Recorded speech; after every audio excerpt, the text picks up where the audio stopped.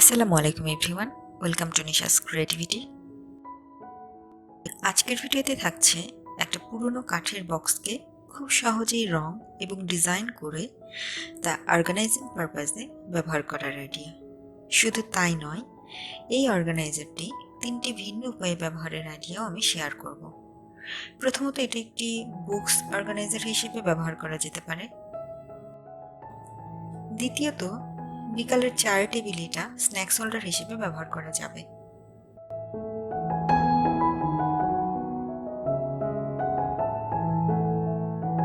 আর তৃতীয়ত, undergarments holder হিসেবে আলমারিতে রাখা যাবে। সেকেন্ড ডিআইওয়াইতে থাকছে একটা অ্যাক্রিলিক কালার অর্গানাইজার বক্স। এখানে আমি একটা নর্মাল প্রিন্টেড পেপারকে ডেকোপোজ করেছি।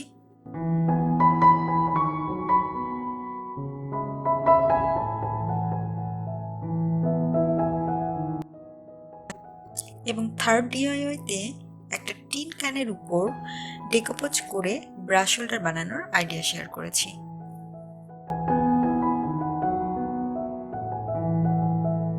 আশা করি আজকের ভিডিওর মাধ্যমে আমাদের দৈনন্দিন জীবনে ব্যবহার্য জিনিসগুলো সুন্দরভাবে অর্গানাইজ করে রাখার ছোট্ট একটা ধারণা পাওয়া যাবে।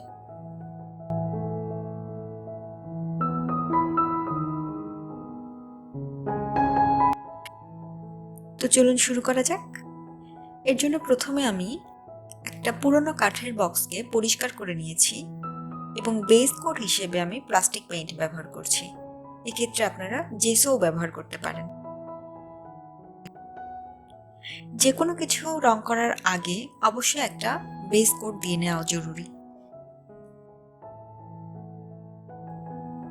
এরপর আমি ফেটালো গ্রিনের সাথে সাদা রং ব্যবহার করে একটা প্যাস্টেল শেড ক্রিয়েট করছি। এক্ষেত্রে আপনারা ভেরিয়ান গ্রিন এবং সাদা রংটা ব্যবহার করে প্যাস্টেল শেড ক্রিয়েট করতে পারেন। এরপর ভেতরের অংশে পেস্টেল কালারটি করে নেব।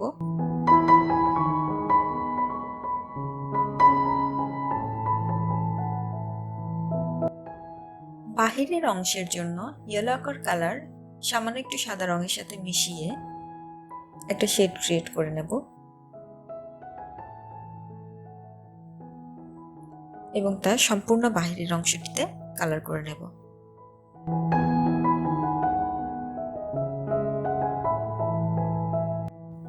অসমান জায়গাগুলোতে ব্রাশ এমন ড্যাব ড্যাব করে কালার করলে কালারগুলো ভালো বসে।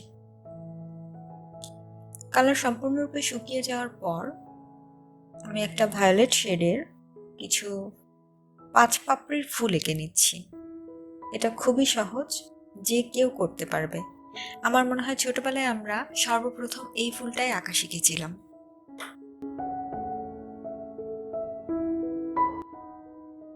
এরপর আবারও ফেটালো গ্রিনের সাহায্যে কিছু পাতা এঁকে নিচ্ছি।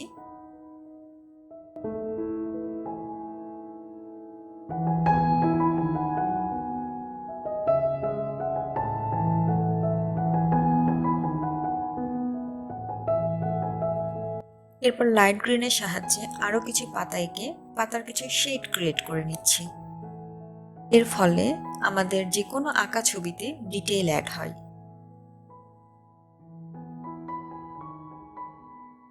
এরপর প্রতিটা ফুলের মাঝখানে সাদা রঙের একটা করে ডট দিয়ে নিচ্ছি। বাইরের অংশে একটা কলমের পেছনের অংশ দিয়ে কিছু পোলকা ডট এঁকে নিচ্ছি। মেটালিক অ্যাক্রিলিক কালারের সাহায্যে প্রান্তগুলোকে কালার করে নিচ্ছি। আমি এখানে ব্রোঞ্জ কালারটা ব্যবহার করছি।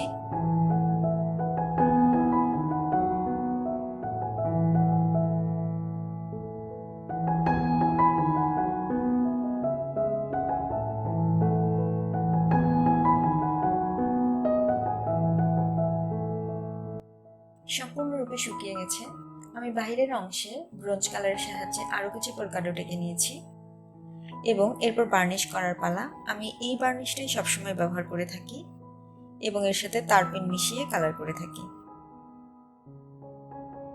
প্রথমে অল্প কিছু পরিমাণ মতো বার্নিশ আমি নিয়ে নিব একটা পাত্রে এবং বার্নিশ অবশ্যই একটা পুরনো ব্রাশ দিয়ে করার চেষ্টা করবেন, কেননা বার্নিশ যে ব্রাশ দিয়ে করা হয় সেই ব্রাশটা অন্য কোনো কাজে আর ব্যবহার করা যায় না। এরপর সামান্য একটু তারপিন দিয়ে বার্নিশ এবং তারপিনের মিশ্রণকে একটু পাতলা করে নিয়ে অর্গানাইজারের ভিতরে অ্যাপ্লাই করে নিচ্ছি। বার্নিশ অ্যাপ্লাই করার ফলে যে কোনো কিছুর রং এক শেড ডার্ক হয়ে যায়, আর বার্নিশ শুকাতে প্রায় 24 ঘন্টা সময় লাগে।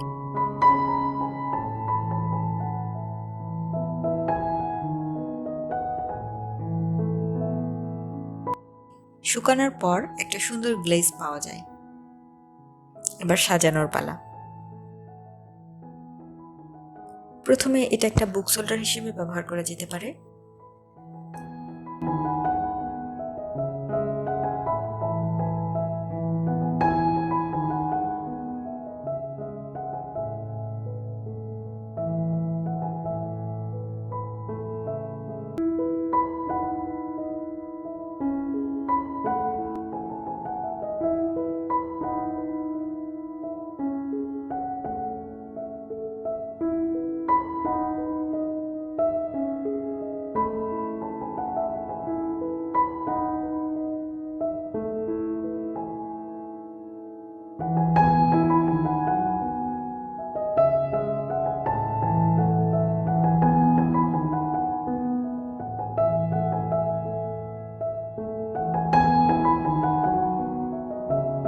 দ্বিতীয়ত, এটা বিকালের চায়ের টেবিলে একটা স্ন্যাক্স হোল্ডার হিসেবে ব্যবহার করা যেতে পারে।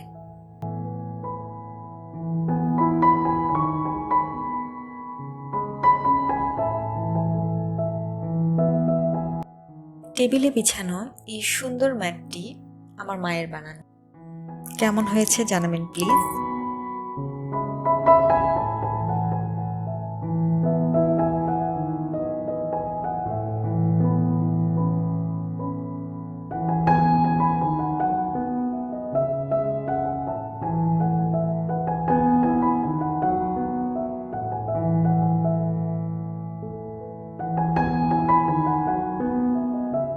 তৃতীয়ত, আমাদের আন্ডারগার্মেন্টসগুলো সুন্দরভাবে গুছিয়ে আমাদের আলমিরাতে রাখতে পারি। এরপর চলে যাই দ্বিতীয় ডিআইওয়াই এর জন্য। আমি একটা পুরনো কার্ডবোর্ড বক্স নিয়েছি। মূলত এখানেই আমি আমার রঙগুলো অর্গানাইজ করে রাখতাম, যেটা বর্তমানে নষ্ট হয়ে গেছে। এজন্য আমি এটাকে নতুনভাবে ইউজ করব। গ্লুগান লাগিয়ে তার উপর আরও একটি কার্ডবোর্ড পিস লাগিয়ে নিলাম। এই কার্ডবোর্ড পিসগুলো আমি বক্সের মাপে আগে কেটে রেখেছিলাম, এবং একইভাবে বক্সের চারপাশেই আমি আবারও গ্লুগানের সাহায্যে কার্ডবোর্ড পিস লাগিয়ে নিব। এতে বক্সটি আরো মজবুত হবে। এবং কার্ডবোর্ড পিস লাগানোর পর এর উপর ফেভিকল গ্লু লাগিয়ে নেব।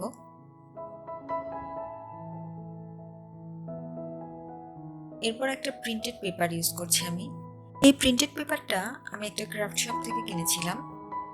এটাতে প্রথমে একটু পানি স্প্রে করে নিলাম, এর জন্য কাগজটা একটু নরম হয়, এবং যে কোনো কিছুতে কোনো প্রিন্টেড পেপার লাগানোর আগে সেটা পানি দিয়ে একটু ভিজিয়ে নিলে তা খুব সুন্দরভাবে সারফেসটাতে বসে যায়।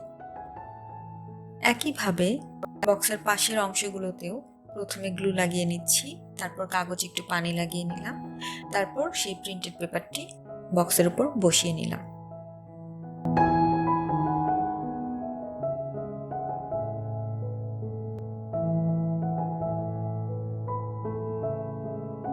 সম্পূর্ণ বক্সকে এভাবে মুড়িয়ে নিয়েছি এবং এটা শুকাতে দিয়েছি।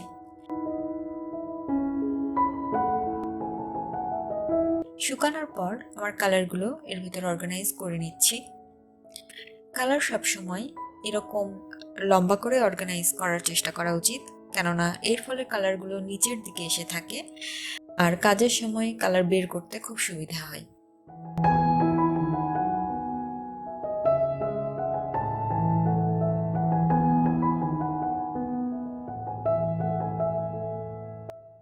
And our acrylic color organizer box is ready.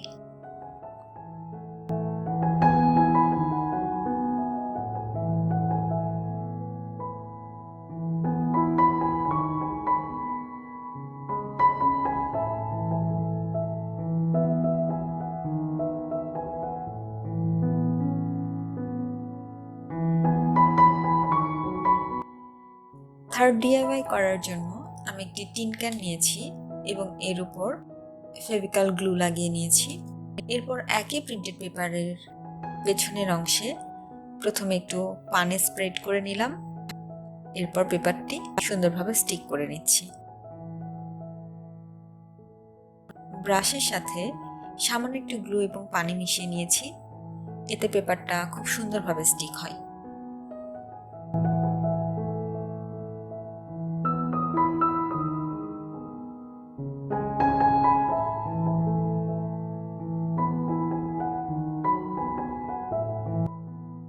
যে কোনো পেপার লাগানোর সময় এরকম ভাঁজ পড়ে যেতে পারে, এতে ঘাবড়ানোর কিছু নেই।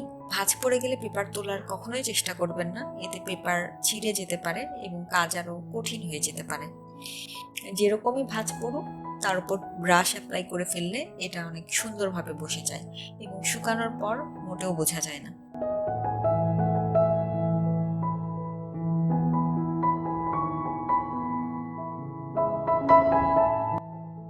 ভিডিওতে দেখানো উপায়ে নিচের অংশে এবং উপরের অংশের কাগজগুলো সুন্দরভাবে স্টিক করে নিচ্ছি।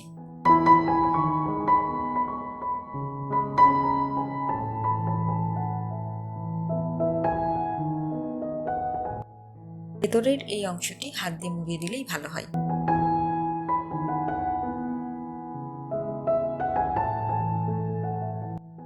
শুকিয়ে যাওয়ার পর এর ভেতরে ব্রাশগুলো রেখে দিলাম, এতে কাজের সময় আমার ব্রাশগুলো পেতে অনেক সুবিধা হবে।